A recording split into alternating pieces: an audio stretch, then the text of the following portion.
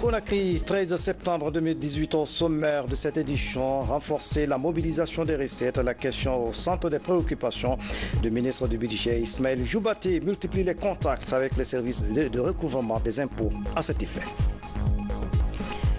Campagne de vaccination contre la poliomyélite. Plus de 80% des enfants de 0 à 5 ans sont vaccinés. C'est du moins le constat d'une mission de suivi et évaluation en séjour à Kindia. Au sommaire encore, un jeune diplômé s'implique dans la fabrication du savon à base de moringa. Ces produits fascinent les habitants de Dinguiraye, mais ce jeune entrepreneur a besoin d'appui pour accroître sa production. Mesdames et messieurs, bonsoir. Merci de l'attention et bienvenue dans cette édition. Le ministre du Budget prend contact avec les services de recouvrement des impôts de Conakry. Objectif s'inquérir du fonctionnement des structures déconcentrées en vue d'améliorer la mobilisation des recettes de l'État. Mamadi Gassama. Les centres de gestion agréés sont des plateformes à but non lucratif placées sous la tutelle du ministère du Budget. À la différence des services de recouvrement des impôts, les CGA contribuent aujourd'hui à regrouper les exploitants des petites et moyennes entreprises, ce dans le but d'apporter une assistance technique aux adhérents en comptabilité gestion et en fiscalité. Ici, au centre de gestion agréé de Matam, la visite du ministre du Budget est mise à profit pour présenter les acquis et exposer les problèmes qui entravent le bon fonctionnement de la structure. C'est une mission de départ. Imaginez un expert comptable qui travaille avec deux comptables. Si nous facturons au tarif normal, aux heures normales, ça n'ira pas. Donc actuellement, avec eux, on fait un tarif préférentiel pour accompagner le CGA et pour accompagner aussi le gouvernement dans sa logique. Mais même ça, il faut qu'il y ait des soutiens pour couvrir ces coûts fixes. En mettant ces centres de gestion agréés en place, le ministère du Budget, à travers la Direction nationale des impôts, ambitionne la création d'un environnement propice au climat des affaires entre l'administration fiscale et le secteur privé. L'une des priorités du président de la République, c'est de mener les opérateurs économiques qui évoluent pour essentiel dans le secteur informel vers le formel, à l'effet de les appuyer pour un financement bien structuré. Donc j'ai tenu à être accompagné par une délégation de l'Union européenne, mes services techniques, pour venir évaluer d'abord les progrès réalisés par le CGA de Matam, prendre en compte les difficultés auxquelles il est confronté, le CGA, et les dresser ces questions et a envie d'avoir une meilleure appréhension des choses et apporter les solutions idoines. Pour la mise en œuvre de ce projet, le gouvernement bénéficie de l'appui technique et financier de l'Union européenne. Nous sommes là pour accompagner les renforcements, certes, de l'administration fiscale pour qu'elle puisse jouer de façon efficace son rôle, mais nous sommes là aussi pour permettre à l'État de réaliser ses ambitions d'offrir un service meilleur aux opérateurs économiques. Du côté des services de recouvrement des impôts de Matam et de Kaloum, les débats étaient axés essentiellement sur la mobilisation des recettes. Pour atteindre cet objectif, les responsables des différents services sollicitent l'amélioration de leurs conditions de travail à travers la mise à disposition d'un environnement adéquat et l'équipement des bureaux. En plus bref, programme d'appui sectoriel de la décentralisation, des progrès notables sont enregistrés dans le cadre de la mise en œuvre de ce projet. Les résultats ont été présentés à la presse ce jeudi, financé par le 10e Fonds européen de développement. Ce programme soutient le ministère de la fonction publique et celui de la décentralisation. Nous y reviendrons. Meilleure pratique de gestion administrative et scolaire, la question vient de réunir à Kindia les responsables des établissements scolaires du pays durant 2 semaines. Ils ont échangé sur les techniques de gestion censées améliorer le fonctionnement des écoles. La rencontre a été initiée par le ministère de l'Éducation nationale et de l'alphabétisation. Bernard Tanguino, Sadobari, reportage. Ils viennent de bénéficier de 14 jours de formation en management scolaire et administratif. Les directeurs d'écoles primaires, chefs d'établissement, directeurs sous-préfectoraux et préfectoraux de l'éducation des régions de Boké et Kindia sont davantage outillés pour un meilleur exercice de leurs fonctions. Nous sommes partis d'un constat parce que les directeurs que nous avons pour la plupart, comme vous le savez dans notre pays, il n'y a pas d'école de formation des directeurs d'école. Donc ils ont été choisis sur le tas. Et quand vous voyez la façon dont ils gèrent les écoles, alors nous sommes vraiment à même d'agir pour les amener à la raison en vue d'aider l'école à être mieux managée pour que les résultats vraiment scolaires soient de qualité. Pour les 166 participants, le rendez-vous de Kindia est fructueux. Ils regagnent leurs services respectifs avec l'envie de booster le potentiel scolaire. Je suis très satisfaite de cette formation parce qu'au niveau de l'éducation, à la base, ça nous posait beaucoup de problèmes dans la gestion des enseignants, des élèves, la relation entre la communauté et l'école. Donc, à partir de les connaissances acquises dans cette formation, je sais au retour à la source, nous allons nous inspirer du contenu de ce qu'on a reçu pour améliorer le système éducatif et la réussite au niveau des écoles. On avait effectivement des insuffisances par rapport à des contenus, à savoir le leadership administratif et pédagogique, à savoir le remplissage correct des fiches d'enquête statistique qui concernaient les écoles, à savoir la gestion organisationnelle et administrative de certains documents à la direction de l'école. Cela nous a aidé vraiment à avoir beaucoup d'acquis par rapport à ces documents-là. Ce programme de renforcement des capacités des administrateurs scolaires est un volet de la nouvelle politique de qualification de l'école guinéenne. Un programme exécuté grâce à l'appui technique et financier de l'UNICEF. L'UNICEF a travaillé avec le ministère de l'Éducation dans la conception, dans la mise en place, dans le financement, dans l'appui technique de cette formation pour qu'on puisse s'assurer avec le ministère que ce soit une formation qui soit très concrète, qui soit basée sur l'environnement de chaque commune et qui puisse avoir des résultats dès la rentrée prochaine.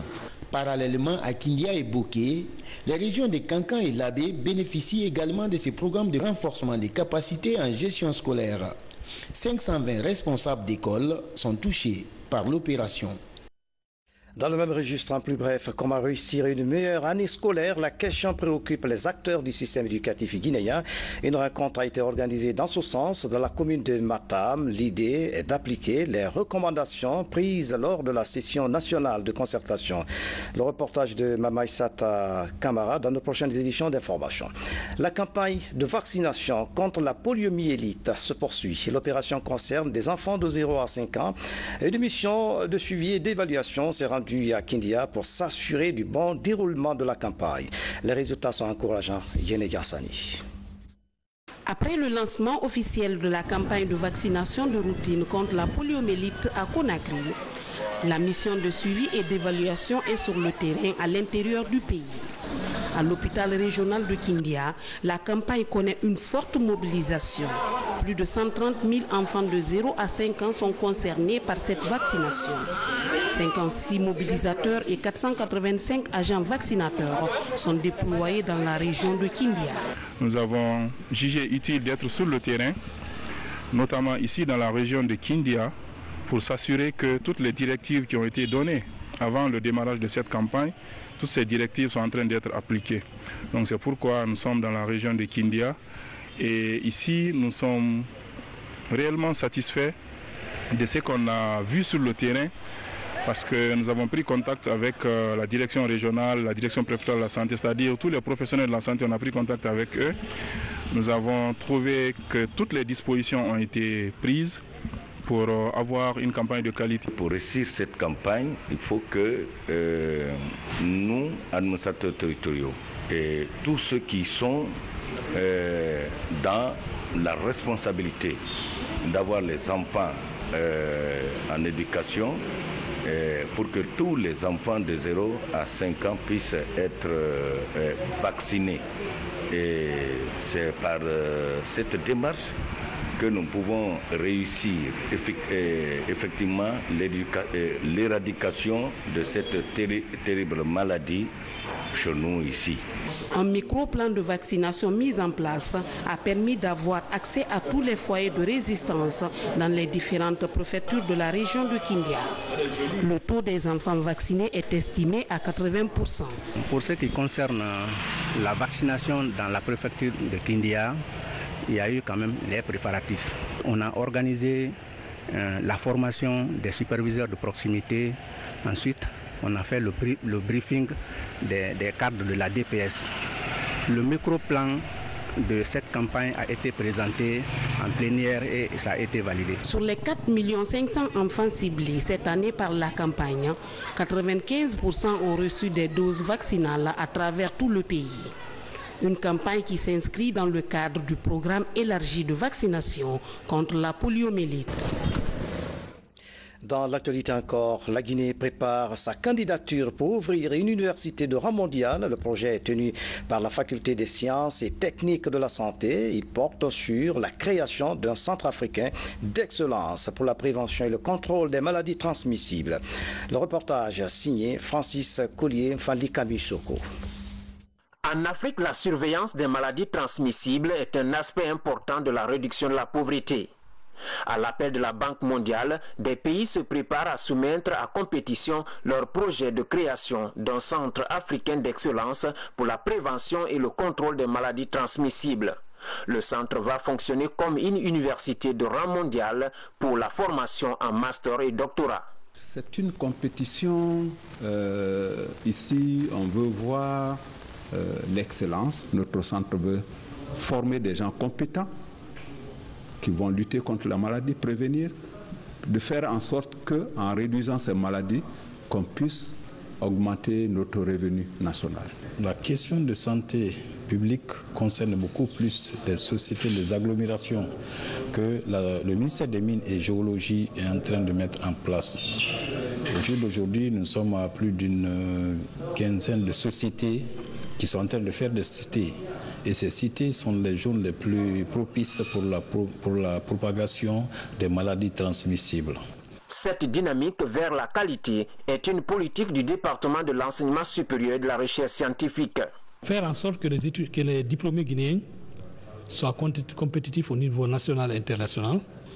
Et c'est l'une des raisons de la création des centres d'excellence dans le domaine de la santé. C'est l'une des raisons aussi de la création des centres d'excellence au niveau des mines et géologie.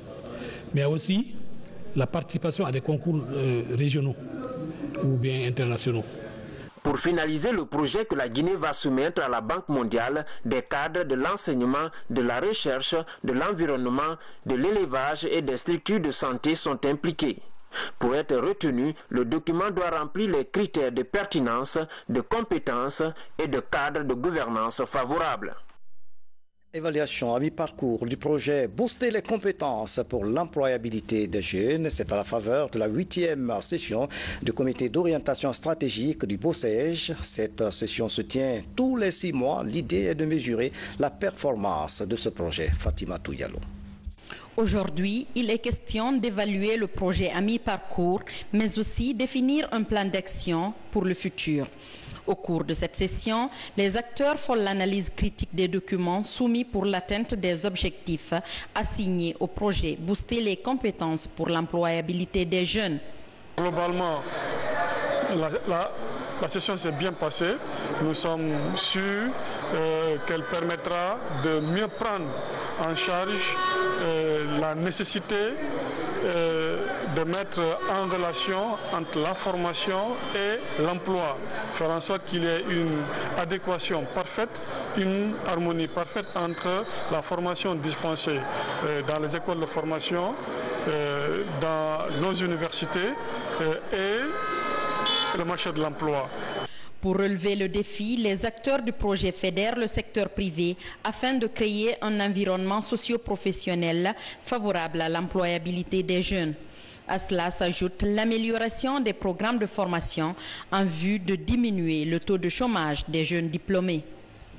Au niveau de l'enseignement supérieur, nous bénéficions de ce qu'on appelle le fonds compétitif et cela permet à nos établissements d'enseignement supérieur, nos centres de recherche, de compétir pour des fonds leur permettant de mettre en place des formations professionnalisantes en général, aussi faire de la recherche dans un domaine bien précis.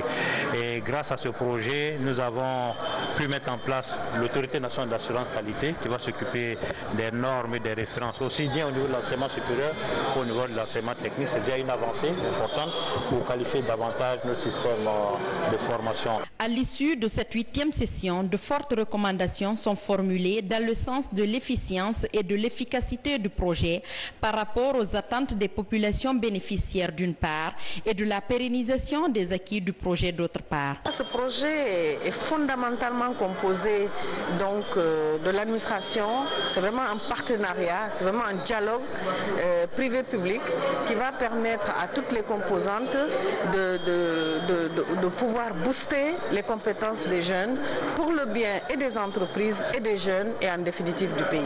Objectif, offrir aux jeunes diplômés sans emploi la chance de se frayer un chemin à travers des opportunités de formation, de stage et d'emploi.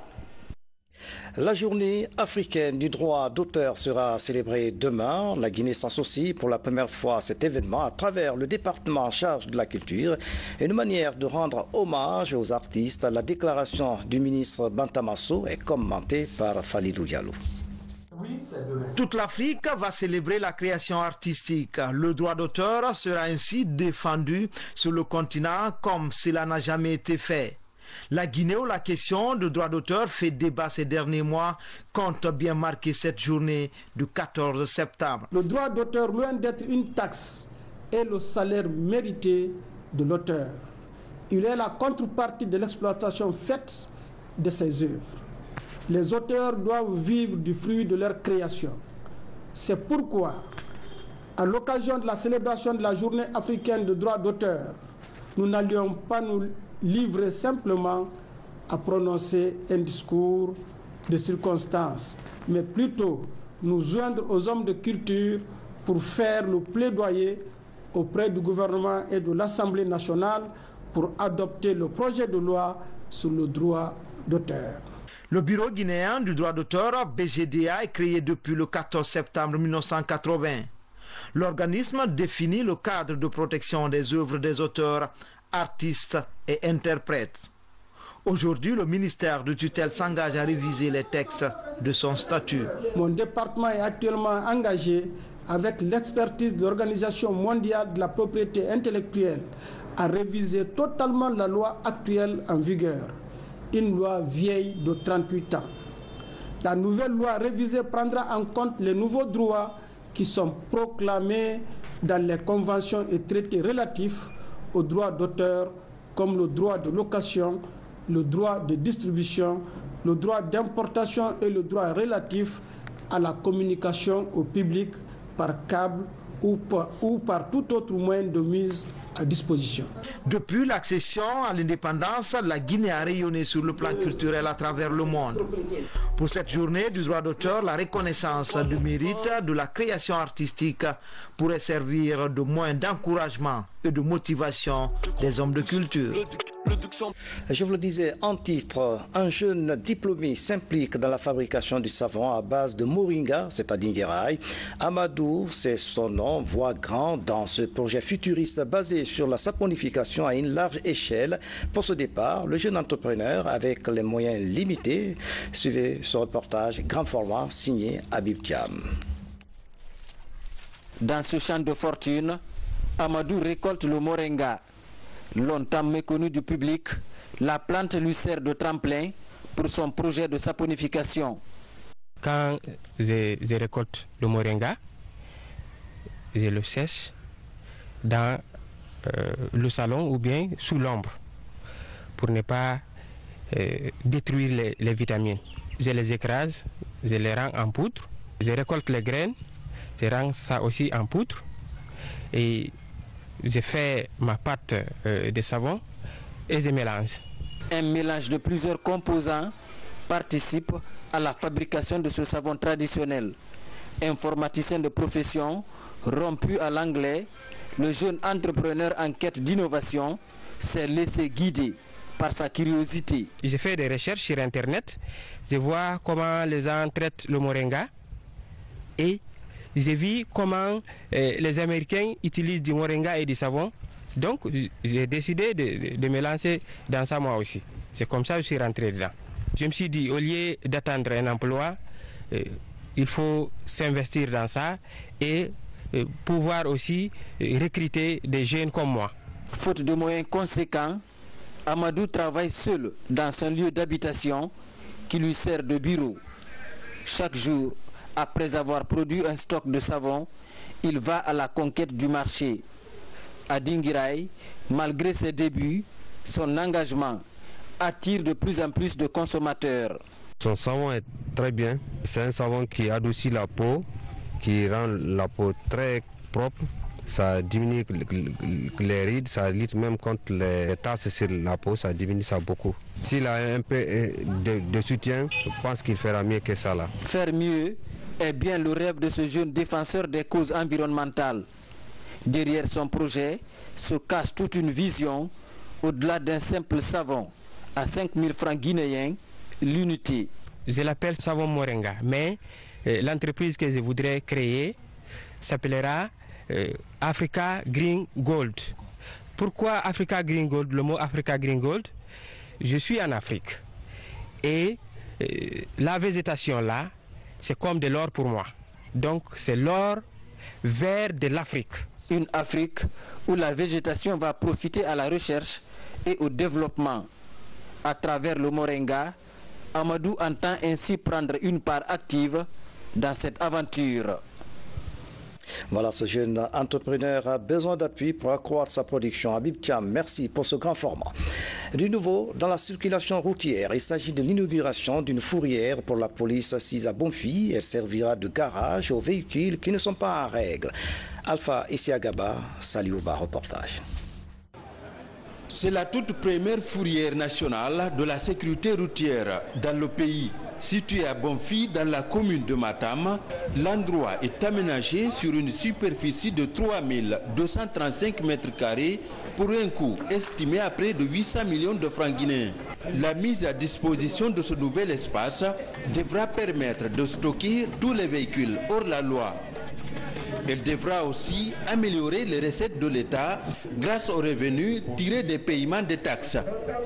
Cette fourrière ne servira pas à faire des mariages, elle ne servira pas à faire du football, elle servira simplement à faire rentrer les recettes dans les caisses de l'État parce que la direction de la sécurité routière est une régie financière de l'État. La direction de la sécurité routière donc n'a qu'une mission essentielle, c'est de sanctionner toutes les infractions au code de la route et aux règlements qui régissent le code de la route en Guinée. La contribution du gouvernement américain s'est limitée à la modernisation de ces lieux et c'est même avec les ressources du gouvernement eux-mêmes qu'ils ont acheté des équipements. Alors pour nous, ça c'est le type de partenariat qui est important. Nous avons aidé un peu avec la capacité, mais le gouvernement, avec les ressources qui viennent des mines, a fait la décision de faire l'investissement pour moderniser le rôle de police routière, qui est la police plus visible aux populations. Alors ça peut moderniser et augmenter l'euro avec la population. Deux nouvelles grues sont également mises à la disposition des agents de la police routière pour faciliter leur travail. Cette fourrière va nous permettre d'interpeller les véhicules et de les immobiliser là. Les pannes de véhicules abandonnés,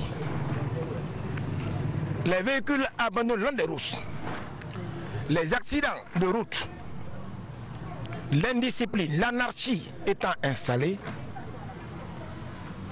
ces grues et cette fourrière vont nous permettre de diminuer le nombre d'accidents de la circulation et l'indiscipline notoire. Au cours de cette rencontre, de nombreuses recommandations ont été faites aux autorités de la sécurité routière. Il s'agit entre autres d'améliorer les conditions de travail des agents de la sécurité routière et leur équipement, la sensibilisation des usagers sur le respect du code de la route, la multiplication des panneaux de signalisation dans la circulation. Autant d'éléments qui vont permettre d'améliorer la fluidité de la circulation.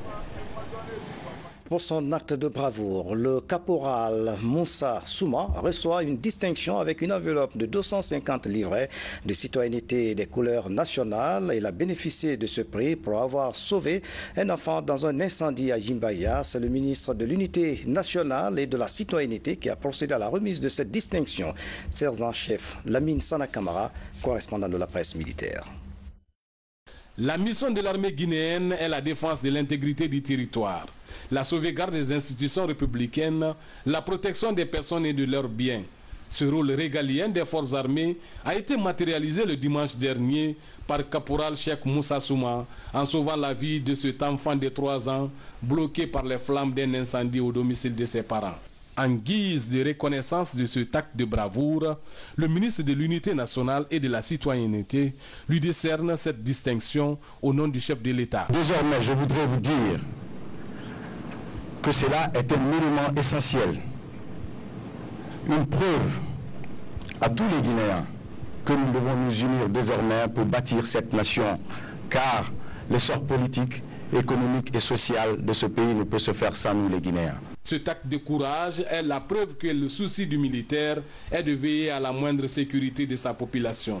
Un geste qui cadre bien avec la vision de la réforme du secteur de sécurité dont le concept armée-nation est une priorité. Au nom du président de la République, au nom du Premier ministre et de l'ensemble du gouvernement de la République de Guinée et du peuple de Guinée, que le peuple de Guinée est fier de vous, caporal Souma et M. Youssouf Souma.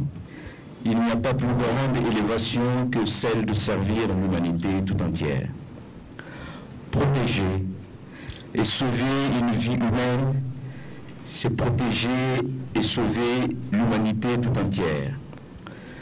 Et lorsque c'est un enfant, c'est servir l'expression la plus pure et la plus innocente de l'humanité. Ce geste hautement significatif contribue à la consolidation des relations civilo-militaires en vue de bâtir une nation unie et forte. Le réseau de convergence des jeunes leaders pour la paix et la démocratie s'engage à prévenir la radicalisation et l'extrême violence. Il s'agit d'informer et de sensibiliser la population sur les signes et les dangers de ces phénomènes sociaux. Ce projet concerne 13 préfectures du pays. Mabintila Issouma. La radicalisation et l'extrême violence deviennent des phénomènes sociaux dans plusieurs pays africains et dans le monde. Pour prévenir la matérialisation de ces mots en Guinée, le réseau Convergence des jeunes et leaders pour la paix et la démocratie initie une campagne de sensibilisation et de renforcement de capacité des acteurs publics. Aujourd'hui en Guinée, nous ne voyons pas l'impact quand même de la radicalisation et de l'extrémisme violent, mais les signaux sont là. Mais si vous prenez aujourd'hui la sous-région avec tout ce armada aujourd'hui de groupuscules qui tendent à faire la radicalisation de la jeunesse, il était important aujourd'hui que chez nous aussi, nous essayons de prévenir, étudier les signaux, étudier les facteurs, voir comment les jeunes sont absorbés par ces forces occultes. Pendant 3 mois, ces acteurs de la société civile vont sillonner les 5 communes de la capitale ainsi que 13 préfectures du pays. Ils se rendront notamment dans plusieurs écoles d'enseignement franco-arabe, des foyers coraniques et autres lieux de culte pour informer et sensibiliser la population sur les signes et les dangers de la radicalisation et de l'extrémisme violent. Nous prévoyons de déployer plus d'une quarantaine d'animateurs à travers les 13 préfectures qui vont réaliser des forats communautaires avec les communautés à la base qui vont parler de la question de laïcité, de tolérance religieuse, mais aussi de paix, de consolidation de la paix, de l'extrémisme, de radicalisation. Et ensuite, ces acteurs vont collecter ces données et nous remonterons à notre niveau, et à travers un atelier qu'on va éventuellement organiser, on va essayer d'échanger, de trouver quelle est la donne exacte, ou plutôt quelle est l'approche qu'il nous faut pour telle ou telle localité. C'est un projet salutaire, c'est un projet à soutenir dans la mesure où nous assistons dans les pays africains fragilisés, fragiles technologiquement, à l'émergence d'une certaine forme de croyance qui est la transformation de l'islam. Et ceux qui font croire que l'islam rime avec violence se trompent. C'est ce qu'il faut expliquer suffisamment aux jeunes. Le réseau Convergence des jeunes et leaders pour la paix et la démocratie est en collaboration avec le ministère de la Jeunesse, le secrétariat général des affaires religieuses, l'UNFPA et l'OIM, des partenaires qui œuvrent pour le bien-être de la population. Vive émotion, douleur et consternation, les funérailles de l'ancien secrétaire général des Nations Unies, Kofi Annan, ont eu lieu au Ghana, son pays natal. Plusieurs dirigeants du monde entier, mais aussi des chefs traditionnels ont participé aux funérailles de Kofi Annan. L'actuel secrétaire général de l'ONU, Antonio Guterres, a assisté à la cérémonie. Elle a été inhumée dans le cimetière militaire de la capitale. Voilà, c'est la fin de cette édition à tous.